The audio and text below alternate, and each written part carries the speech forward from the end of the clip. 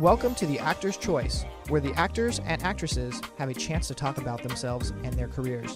Join us now for the next hour as we explore the marvelous industry of acting by actors and actresses from today's exciting show business world. And now, direct from Hollywood, here's your host, Ron Brewington. Hi, everybody. I'm Ron Brewington, and welcome to The Actor's Choice. Brought to you by Photography is an Art, Harvey Ramban, Master Photographer, located at 1307 North San Fernando Boulevard, Burbank, California. Attorney Ron Irwin's book, Haiku, Style, Passion, Heart. Author Larry Buford's book, To the Future, Time Travel, Message in a Capsule. State Farm agent Carla Green, and veteran actor Rob Brownstein's Actor Training School and Actor Space. Ladies and gentlemen, my first guest today is indeed a multi-talented actor, director, producer, writer, and other talents. As you will see it here in the next 20-odd minutes, this gentleman is a rarity, and we're very glad to have him here today. Ladies and gentlemen, please welcome Ahmed Best. Ahmed, good to see you. Nice to see you. Morning. How are you? I'm fine. Greetings to you, and welcome to The Actor's Choice. When your hostess first told me about you, I said, yeah, we would love to have him as a guest on our program. So as I read a press release about you being named as the Associate Artistic Director for the LA-based Echo Theater Company, and then to see your picture, man, I really was happy to have you. You look so young there, young man. You look so young. Well, I appreciate that. To have accumulated as much as you've done. I've seen a lot of guys in this business, and so have you, who they ain't got half what you got. But you look young, you look good. Thank you, sir. So, where were you born? I was born in the South Bronx, New York City. Bronx? Yeah, I'm from New York City, grew up What there. high school did you go to? Yeah, I actually went to high school in Jersey. Yeah, in Jersey, in South Orange, New Jersey. I went to a high school called Columbia High School, which is I know it. It's very famous now because, you know, a lot of people came out of there. Roy Scheider, another fellow actor, came out of there. Lauryn Hill came out of there. Yeah. Elizabeth and Andrew Shue came out of there. So we produce a lot of artists, Columbia High School. But then I went back to New York. Jersey was a little too small for me. And I was in Fort Greene, Brooklyn until I came out here to Los Angeles. As Bobby Womack used to say, across 110th Street. Across 110th Street. Yeah, that's the song. I lived at 129th Street and 8th Avenue, St. Nicholas. Oh, right on. Right yeah, on. West Side, Harlem. I miss that place. Harlem World. I tell you, a lot of folks in this business don't have half of your credentials, sir. Definitely. I noted in your first IMDb film and TV credit that came in 1989, and it's one of my favorite movies. It was called Lean on Me. Yeah, I had a very, very damn near non-existent part in that movie. It was cool because being in Jersey, the Clarks, Joe Clark Jr. and his daughter Joetta Clark went to my high school, and they were both athletes. Joetta went on to be an 800-meter Olympian, and her brother Joe went on to coach. So I knew the Clarks very well. Yes. And when they had, when this movie came out about their father, they were just like, oh, you should come and do a day on the movie in Patterson. So I went to Patterson for the day and spent a very long day watching them shoot the movie about their father. Wow. I mean, Morgan Freeman, my good friend Beverly Todd, and of course, very dear friend Robert Guillaume. That's right. The great Robert Guillaume. Yes, indeed. Well, that what you said was a good experience for you that you had. You know, I've been extremely fortunate in my career to have a lot of wonderful experiences, and I'm really most interested in how innovation and you know, these new ideas have come through what I've done, and I've been trying to continue that. You know, my first real big show was the show called Stomp, which was on Broadway for a long time, still running 25 years later. And I really enjoyed that show because the innovation of having a musical with no words and being able to communicate through physical action and percussion really defined who I was as an artist. And it really helped shape this idea that you don't have to have a traditional path in order to do this thing very well. And, you know, Stomp led to Star Wars. Yes. which was another place where I was a collaborator in something incredibly innovative. I was the first person to play a CGI live action character in film history. And I didn't realize how impactful that performance was going to be to the industry until many years later. So I would say those are two big anchors as far as innovation and experiences in my career. And they have since branched off into a lot of other things, but the underlying factor has always been to be able to do something that raises eyebrows in the beginning, but eventually becomes kind of an industry standard, industry norm. What you're saying explains a gap in there because you had an IMDb rating at 1989, and then the next one came 10 years later, 1999, when you did Star Wars Episode 1. Yeah, I also had to. Wasn't.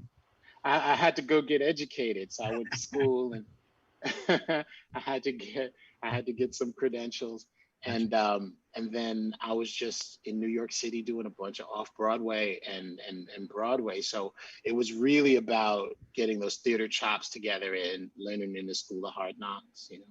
Got you. George Lucas. What's it like, first of all, meeting him and then working for him? Meeting him was phenomenal. I was a Star Wars fan as a kid, so it was definitely one of those bucket list child dream fulfilling moments. But then he became a really great friend and a wonderful teacher. I spent a lot of time with George, just talking to him about film and his point of view and how he looked at things in the way he did. And, film is collaborative and it requires a lot of trust. And he trusted me really implicitly with this technique, with this character that once again, as I stated before, had never been done before. And he was willing to look into the unknown and face it. And learning from that and having that be that was really my first major role in a motion picture. And having that experience be my experience, like I said as well, really shaped how I looked at what film can do, what movies can do, and what I can do as an artist in the medium. Yes.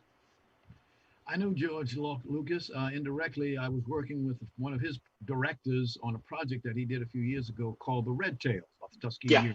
Mm-hmm. I'm a Tuskegee historian. I've been with the organization a number of years, and it was nice to meet. And I met his wife. I knew his wife, and yes, get a chance to know the guy. He's got magic in his hands. He's really got magic. Yeah, he's wonderful. He's been working on that Red Tails movie, or he was working on the Red Tails movie for years. Wanted to get it off the ground, and then when he did it, he finally had the impetus and the resources. Once he shed the Star Wars stuff, he was finally able to jump into that project. Okay, so how did you like Jar Jar Binks? How did I like Jar? I loved Jar Jar Binks. I mean, he was such fun to play. Uh-huh. When George started telling me about the character, he was really moving Jar Jar to be like a Buster Keaton character. So we watched a lot of Buster Keaton. We talked a lot about physical comedy. We talked a lot about the physical comedy of the silent era, which was the Charlie Chaplins, the Buster Keatons, and so forth. Yes.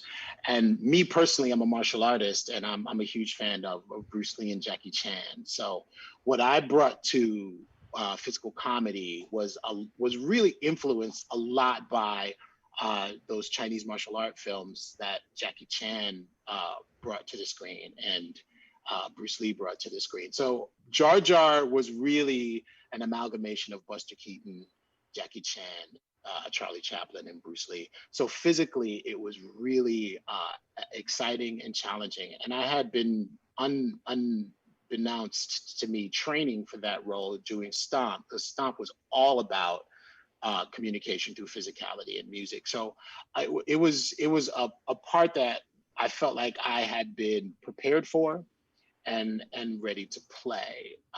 And then the innovation part behind it I think what people don't recognize about Jar Jar was it's not just me. Um, these characters, these CGI characters, have an army of people behind them creating them. So I'll give a performance, and then the animators, the director, the people who are actually doing the physical animation work, they're all putting a bit of their personality into the character. So it's all of us. It's a real symbiotic relationship. And so the pleasure was not just being the character as the actor, but also being a part of the team that brought the character to life. Excellent team you had there, because you had a chance to work, what, 3 or 4 Star Wars? You did, what, Star Wars episode 2 and 3? Yeah, I did 1, 2, and 3, and then I continued with the animated series, but that was just voice stuff. Gotcha. I did Clone Wars. Okay. You did a couple other movies that were kind of interesting. This Can't Be My Life. Yeah, This Can't Be My Life was a web show in 2006 that I did with my great friend, Sheilyn Wachter, who was in Stomp with me, and she's a wonderful writer, comedian, and an actor. And she she had this very interesting life, and she would have all of these like really, really funny, crazy stories. And so I said to her, you should let's write these stories down and make it a show, and then we'll go shoot it.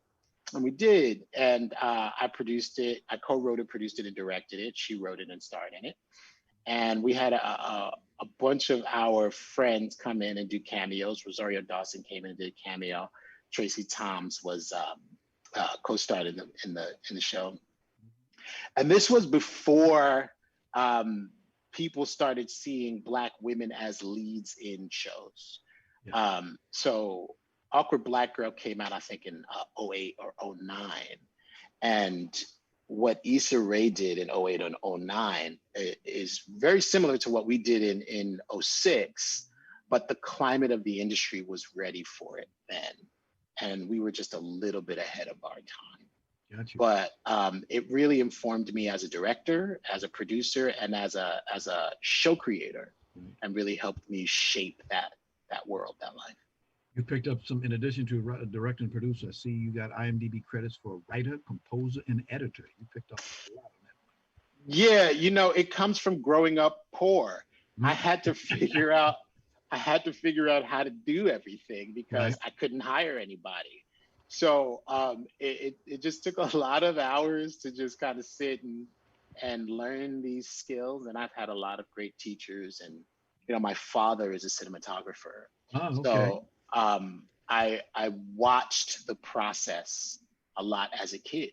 Mm-hmm. And so I can kind of pick up what everybody's doing from seeing it. So whenever there's a department to be filled and we run out of money, I kind of just pick up the slack. Gotcha. You have a business of your own. Can you tell us about it? I have a couple. One is a production company called Stop That Banging Productions, which which also came out of necessity. There were a lot of work that I wanted to do that didn't get done because of the barriers of being Black in Hollywood. And there are a lot of things that I wanted to see and a lot of things that I wanted to play. And rather than wait for those opportunities to come, I just created them myself. And having a production company arm is the easiest and safest way to do that. So that's what I did. And, with that, I did This Can't Be My Life. I did a sci-fi show called The Nebula, and a bunch of other small web-based shows. I have a talk show that I did called Dinner at Lola, where we sit down and we talk to people in the industry about their journey and their process. And I've recently just started a creative studio called Bison Media, BISN Media, which is going to be a network of several shows that I'm going to produce and distribute based on narrative. Gotcha. Something great happened to you this year. The Echo Park Company appointed you to Associate Artistic Director. Outstanding. Yeah, I've been involved with LA theater for a long time since, since I came out here in the year 2000. And, when I was first trying to get the landscape of the land, it was difficult because I had no idea, this New York actor trying to figure out what Los Angeles was like. And I had a very difficult time. It was very challenging. So I went to theater and I went to my first love. I went home and it really saved my life. It really kept me afloat. And I got with the Echo maybe about 15 years ago. I've been a member for 10 years. And first, when they offered me the associate artistic director position, I wasn't quite sure whether or not to take it. But now is a time where we as Black people have to take positions of leadership, especially when it comes to the narrative arts, specifically stage arts and screen arts. For far too long, our stories were being told through a point of view that either wasn't us or wasn't shaped by us. And if we really want to enact this change, we have to take the positions in which change can be enacted on a substantial level, on a cultural level, on a foundation level. So I just really decided to put my walk with my talk and put the actor ego a little bit in the backseat and decide to be in the front office of this theater company. That's true. As you know, we lost a good actor over the weekend. I'm talking about Chadwick Boseman. Did you know him? I didn't. I was 1 degree of separation from Chadwick. A lot of my great friends went to Howard with him, went to Oxford. They studied at Oxford with him and knew him personally. And so we, as Black actors in my age group, my demographic, we've been talking with one another offline and online, and really talking about healing and grieving Chadwick's loss with honor. Yes. Recognizing him as the artist that he was, the sage that he was, the wise beyond his years that he was, and using his example to move us forward as artists in this industry and bring the same kind of dignity, respect, and professionalism and talent that he brought to the screen. So his passing is devastating. He's gone far too soon, but the lessons that he left, the things that he taught us, the love and the respect that he had for Black actors in the community is insurmountable, and he will never be forgotten. He is our culture now. So in Chadwick's name, we persevere, we continue, we strive, we achieve. Today, we're going to acknowledge that and dedicate the show to him today. So just want to thank you for being here for that moment. Thank you for having me. I'd like to thank you very, very much for stopping by. We really acknowledge the fact that you were here today. Oh my goodness. And I'm still going to say, look at that young, handsome young man right there. I appreciate that. Thank you so much for having me. Thank you very much. Thank you. All right, brother. This is The Actor's Choice. I'm your host, Ron Brewington. The studio of Harvey Brandman Photography is an Art is proud to offer you a $100 discount off any photo package valued at $300 or more. Now, Harvey has been in the business for nearly a quarter of a century, and he certainly knows how to take care of his customers. So please give him a call today at 818-954-9294. That's 818-954-9294. You'll be glad you did. And by the way, please tell Harvey that you heard about his offer right here on The Actor's Choice. Haiku, style, passion, heart. It's the latest release from author and attorney Ron Erwin. The book was inspired by the author's first exposure to haiku well over a half-century ago. This experience produced within him a deep passion to experience Asia, which he later did as a U.S. Marine. The book is available in paperback at lulu.com, so Erwin says he'll give a 20% of net book sales, split evenly between the veterans of foreign wars and Vietnam veterans of America. Book to the Future, Time Travel, Message in a Capsule. It's a new book by author Larry Buford. It's a historical and faith-based account of how what we do and follow today will affect us tomorrow. The author also calls it an adventure for those who want to travel back through time. The book is now available in paperback for only $17.95 from Amazon, so please get your copy today. And now, a word from State Farm agent Carla Green. Roll it.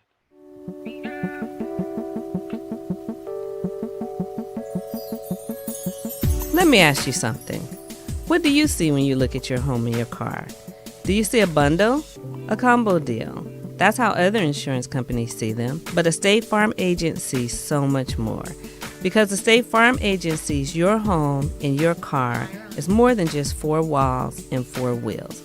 They see the things you've worked really hard for. So why not give them the protection they deserve? Let me help you with that. Give me a call.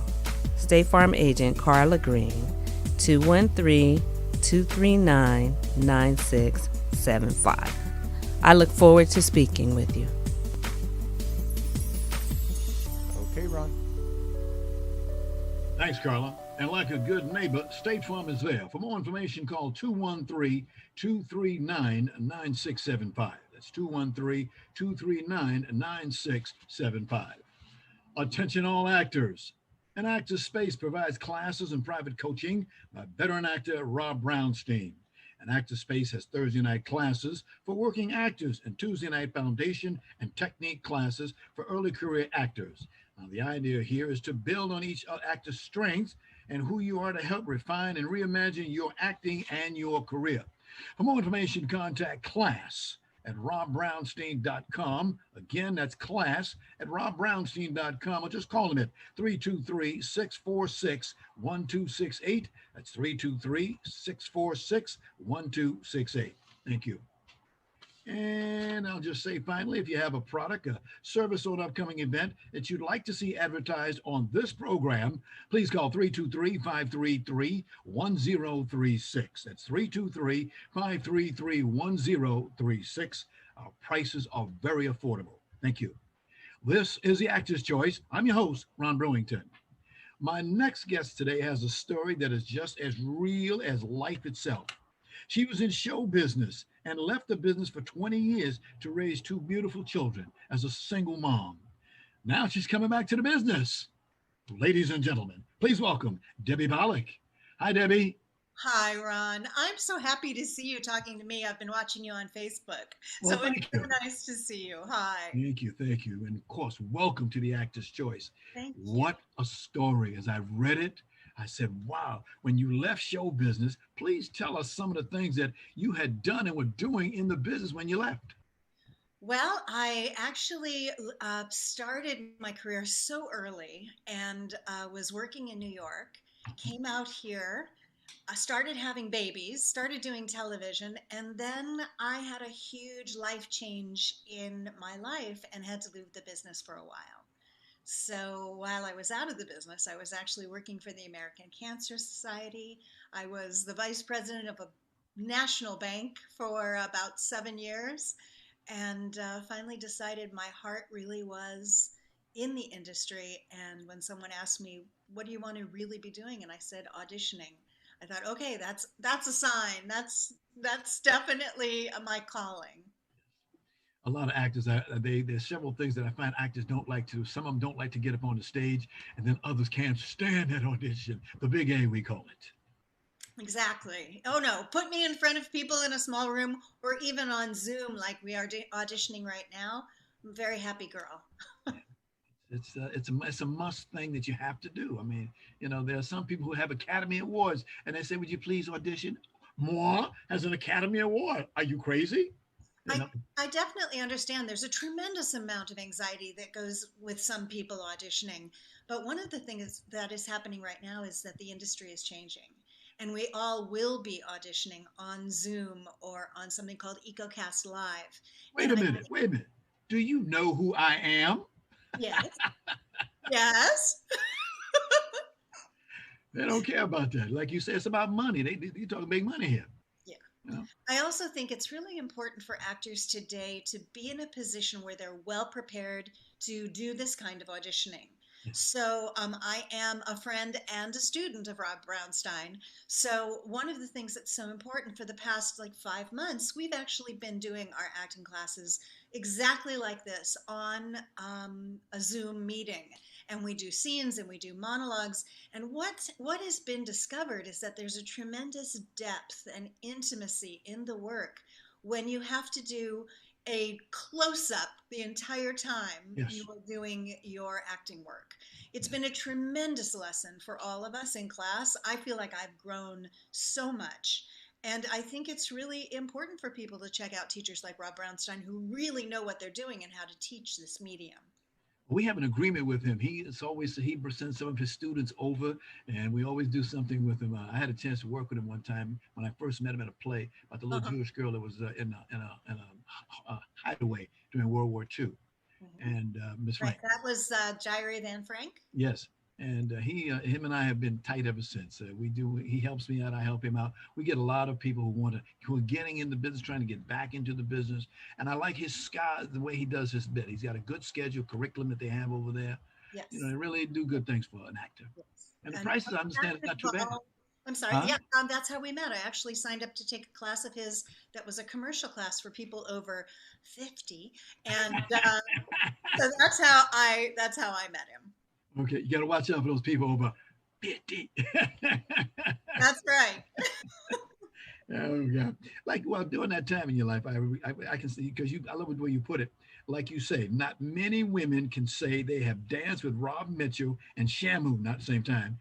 You work with Carol Burnett, John Ritter, Bob Newhart, just to name a few. You was doing it, girl. You was doing it. I was really lucky to have a very healthy television career in the mid 80s, where there were people like Jackie Cooper, who was one of the directors on a show that I worked on. I mean, Jackie Cooper, maybe a lot of people don't know who he is today, but we all know who he is.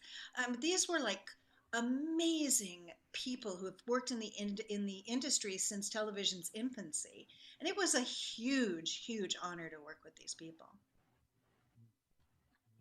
I tell you, I'm sure there was a lot of things that went through your heart, your mind, and everything else at that time.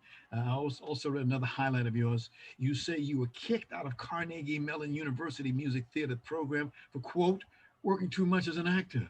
Yes, I learned a great deal at Carnegie Mellon University. They have an extraordinary theater program. I was actually in their music theater program, where they combined a classical music training program with the theater program. And in between my freshman and sophomore year, I went to New York and did an off-Broadway show. Was injured in the show and went back. But when I went back, I had a little bit of a celebrity in Pittsburgh. I love Pittsburgh. Hello, everybody in Pittsburgh. But it was definitely, I was dedicating more time in building my career than to building my grades. So I was asked to leave in the middle of my junior year, and then I moved to New York and didn't stop working. Wow. Let's look at a few more things in your first life, I like to call it. You were the first American woman almost to breastfeed on primetime television. I was. I actually was incredibly blessed to be in an episode of St. Elsewhere. Okay. And the episode itself won, I believe it was 5 or 6 Emmys. I can't remember. But the beginning of it was me giving birth to a baby. And I had just given birth to a baby myself about 5 months before that. And part of the script was that they wanted the mother to breastfeed. And I'm thinking, it's a boob on television. What are they going to show? So when Mark Tinker came to me and said, would you be comfortable breastfeeding on camera? I said, sure. It was my first job in television. What did I know? So what happened was they actually brought, I think it was on the second day of rehearsals, they brought 5 babies to my trailer. They were all newborns, but they were preemies because they wanted them to look like newborns, but you have to be 6 or 8 weeks to be on television. Anyway, they said, okay, let's see who's hungry. I was nursing my baby, and I kept having to sit there and go, okay, they had wet nurses for centuries. This is natural.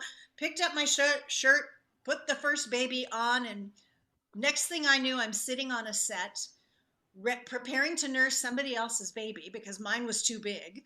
And what happened was that the MTM attorneys got wind that we were doing bodily fluids exchanging on set, and the whole thing got kind of shut down. But It was pretty dramatic. Scandal, scandal.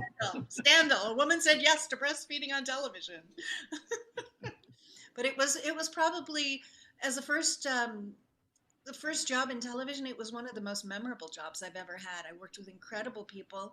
St. Elsewhere, as we all remember, was an extraordinary television show. And I was very pleased to be able to be part of that. Also, I see you became an internationally recognized pop culture icon. Yes, I am. Most people, if I have no makeup on and my hair in a ponytail, I still get recognized from a movie called 16 Candles. And I played the sexy American girlfriend alongside of Long Duck Dong, who is my Mm-hmm. dear friend Getty Watanabe. And it's been really extraordinary to think that this movie has had kind of a universal impact. I remember I was visiting Italy, and Yes. people recognized me. It it's very exciting, and it's also now at a point where the movie has become very dated in terms of some of its social issues. Ooh. So there's a bit of controversy around it now, but for the most part, people love it. Guess what? We just happen to have a clip of 16 Oh, you Candles. do? Roll it, Tony.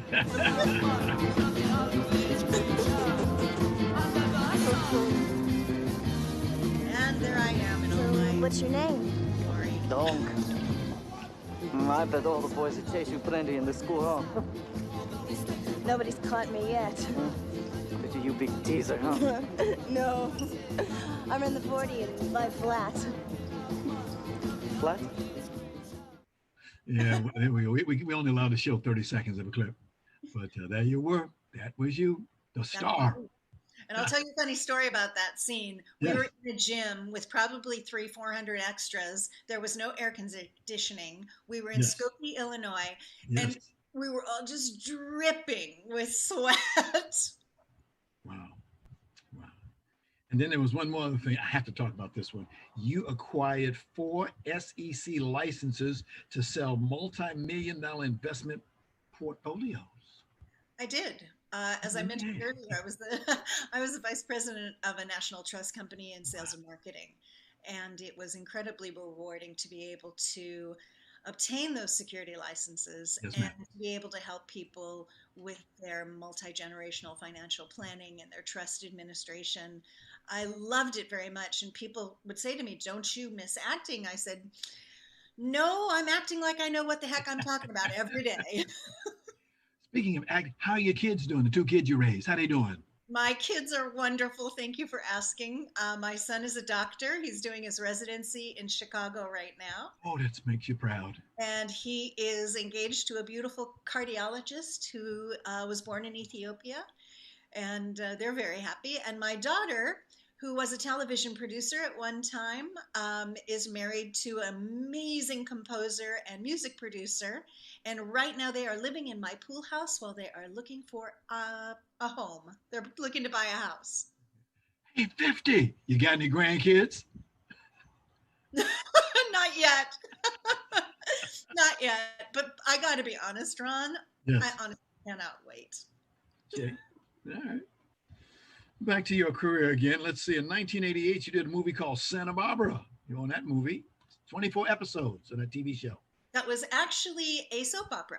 I'm sorry. Yes. It was a soap opera for NBC. I Yes. got to play a crazy, wonderful, psychotic killer nun, which is great fun for a nice Jewish girl. And I had a great time. It was also right after I had my son, so I was wearing a habit as a nun, Right. and I got to hide my baby weight on television Okay.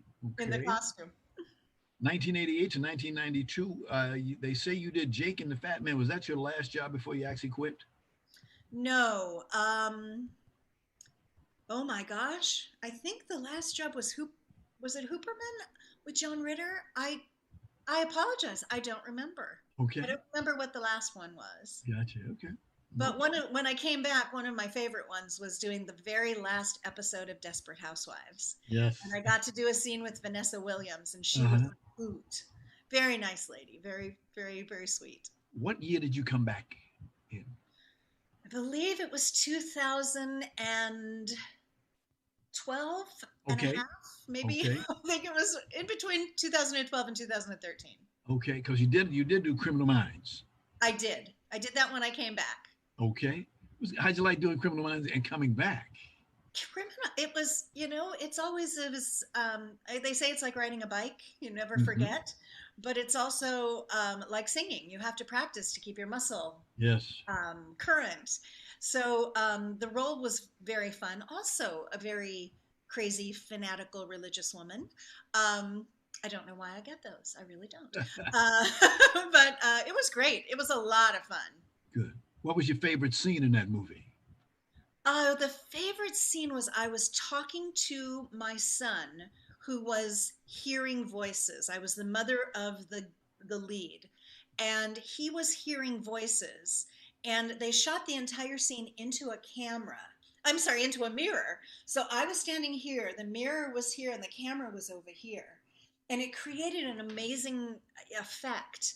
And it was really interesting because even though I was only talking to my son, I was actually talking to him and the three voices that he was hearing in his head. So Gotcha. it was fun. Mhm. That favorite scene is a kick that I had. I've attended for about 15 years. I used to attend the junket circuit. Really? Oh, I had a great time. And one of the things that we did one day was whenever you meet an actor or an actress, ask them what that movie that you went, what was your favorite scene? And the response, we would actually make a show, an actual show out of that. Favorite scene is what we called it. I will tell you, out of my entire career, Uh-huh. um, I still go back to that first scene. My favorite scene was the scene in Seen Elsewhere, because it was so touching. And the show itself was the first part of the episode was about birth, and Yes. the last part was about death. I don't know if you remember an actor named Charles Lane. I've heard the name. Yes. He was again an extraordinarily seasoned old timer in terms of acting. Yeah. And the beginning was me giving birth, and the end was him being rocked by one of the orderlies when he was dying. So it was a very touching show. See, when I hear stuff like that, I want to put my hand up to my eye like this because you actors, I got and actresses, I give it to you, especially now with this situation going on right now. You guys are sticking to it, doing the best you can, starting new things, virtual things, all these different things you're doing. You want people to know I gotta work, I gotta eat. And a lot of people are doing so many things to be Yes. so creative right now. They're doing web series, they're doing interview. I mean, it's extraordinary how creative people are getting with their cameras and their at-home setups. So many people are creating voiceover areas of their home where they can actually have um, a space where they can record to do e-learning or audiobooks, or I've been doing a lot of Netflix dubbing during the quarantine. I actually dubbed the English into foreign films, and it's definitely a learned skill. It's not easy, and it's kind of like watching karaoke where the words are going across the bottom of the movie, so while you're watching the actors doing the emotions and breathing or making a grunt or something, you also have to say the lines to match their mouth. It's crazy and so much fun. Right, right. I noted when I was going over your resume that 14 out of the 20 roles that you had, they just happened to be TV series. Mhm. Was that a deliberate thing or just a coincidence?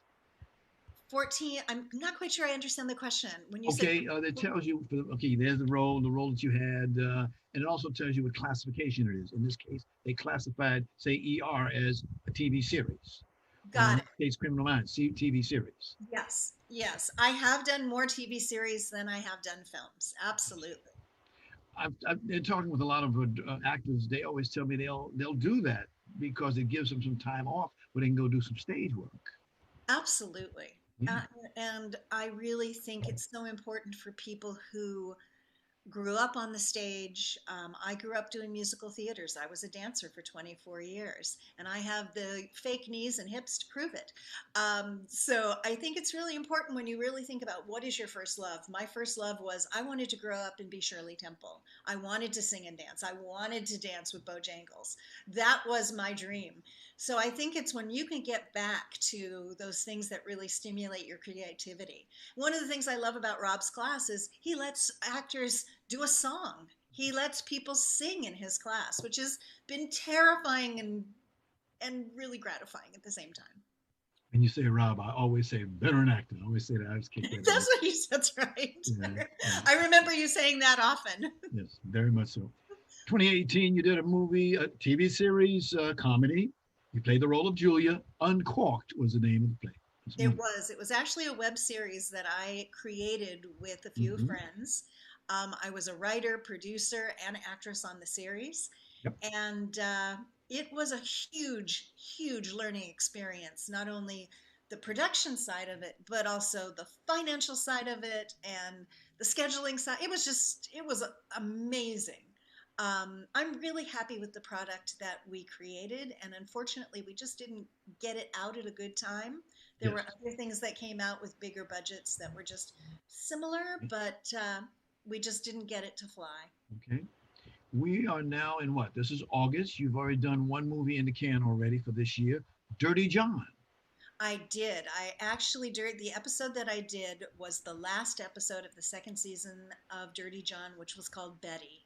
And it was filmed November of last year. It just it aired about a month ago. Okay. And it really made me feel reconnected to the industry, that, okay, I have something that people are looking at. I have something that I can feel good about. So I was really happy that it came out when it did. And honestly, the series was amazing. I was really, really so fortunate to be involved. The director was amazing. The people on the set were amazing, and very interesting piece to work on. Guess what? What? Roll it, Tony. For 4 days, they shouted their heads off at me. But I just didn't believe that Betty went in with malice. He flipped her out. He killed her first, her spirit. I mean, that's just how it appeared to me. I mean, I've been around the corner once or twice. I know what pain feels like. As a woman, you have to bear a lot of it, or you are just lost from the beginning. What I did for Betty was the right thing for Betty. 2nd degree. She'll be out in 4 or 5 years, don't you think? But maximum. In that scene, as you know, past where we had to stop it for 30 seconds, the best part was actually at 32, 33, 34. Yeah. She found out that this person that she had some event with, they're going to get life in jail. Right. I actually played a juror on, and this is a true story. This is the true story of Betty Broderick. I played a juror who constantly fought against the other jurors to save this woman. And at the end of the scene that, as you said, 32, 33, 34, was when I found out that she actually was going to get sentenced to something that I fought so hard against, but she still was going to get it. That 30-second rule, I could shoot it. Oh, boy. Here's another question I got to ask you. Do you think that they could make a movie out of your story? Oh, my goodness, Ron. I've had such an amazing life. And I have had friends for years telling me, you should write a book. And I've said over and over to these people, no one would believe it. No one would believe that I started my career at 17 years old singing and dancing and choreographing and directing at SeaWorld for the bicentennial, and would end up here still going while taking this huge chunk in the middle. I have done so many different things in my life, not only to keep myself and my family going financially, but also to satisfy my creativity, to feel connected to the world, feel connected to the society that we're living in right now. It's so important to me that people get out and vote. I have been volunteering like crazy for Joe Biden and Kamala Harris, because I think it's so important that people really know that the country can be different than it is right now. And we have African American people all over my family. That is my family. I said my son is marrying a woman who came from Ethiopia. My children's half siblings are mixed race. So there's And my best friend in the entire world, who I've known since I was 17, is this beautiful Black woman named Terry Hayes, who's an amazing actress. And what is happening in the world right now with All Black Lives Matter? It's incredibly important to me to spread that word, get out and fight, and make sure people vote. Which has nothing to do with acting, but I had to put that in there. Go ahead. We got to go. I just got the signal to move it. I want to thank you very much. We really appreciate you coming here today. Thank you for waiting. I'll get back with you a little bit later today and we'll talk about it, okay? Thank you so much for having me. Thank you, Debbie. Give my good but veteran actor, Rob Bronstein, give him a 2-1-2 for me, please. I will. Okay, take care, Ron. Take care. Bye-bye. Thanks to our sponsors, Harvey Brandman, Photography is Art, Ron Irwin's Haiku, Style, Passion, Heart, Larry Buford's Book to the Future, Time Travel, Message in a Capsule, and veteran actor Rob Brownstein's Actors Training School and Actors Space. Much thanks to our guest today, actor, producer Ahmed Best, and actress producer Debbie Pollack. And of course, special thanks to our ever-growing audience. Be well. We'll see you next time.